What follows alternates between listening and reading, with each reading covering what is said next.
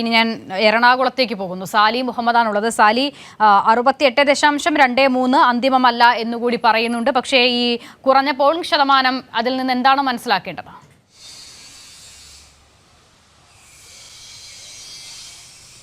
അസിത, polling ശതമാനം നല്ല നിലയിൽ തന്നെ എറണാകുളത്ത് കുറഞ്ഞിട്ടുണ്ടാകും എന്ന് തന്നെ ഒരു നിഗമനത്തിലെത്താം.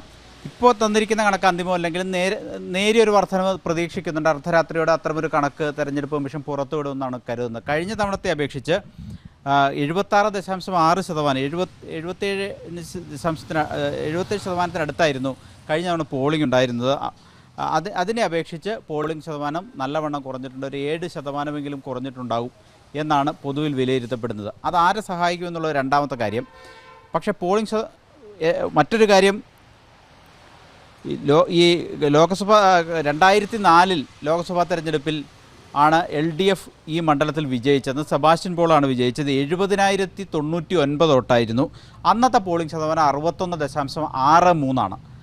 പിന്നീട് 2009 KV തോമസ് UDF സ്ഥാനാർത്ഥിയെന്ന് മത്സരിച്ചപ്പോൾ 11,790 ഭൂരിപക്ഷം കുറഞ്ഞു. അന്ന് 72.78 പോളിംഗ് ശതമാനം.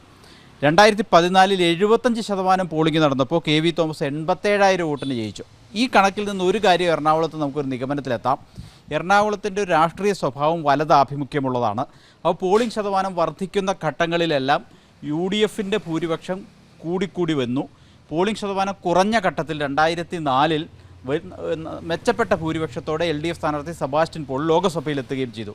അപ്പോൾ പോളിംഗ് ശതമാനം കുറഞ്ഞത് ആരെ സഹായിക്കും എന്ന ചോദ്യത്തിന് ഈ കണക്കുകൾ തന്നെയാണ് ഉത്തരം. പക്ഷേ അത് ഇപ്പോഴത്തെ മാറിയ രാഷ്ട്രീയ സാഹചര്യങ്ങളിൽ എങ്ങനെ വരും എന്നൊന്നും നമുക്ക് ഒരു പ്രവചനം സാധ്യമല്ല. പക്ഷേ ഇപ്പോഴത്തെ സാഹചര്യത്തിൽ LDF ക്യാമ്പിന് ചില പ്രതീക്ഷകൾ നൽകുന്ന ഘടകങ്ങൾ ഈ പോളിംഗ് ശതമാനത്തിലുണ്ട് എന്നുള്ളത് തന്നെയാണ്.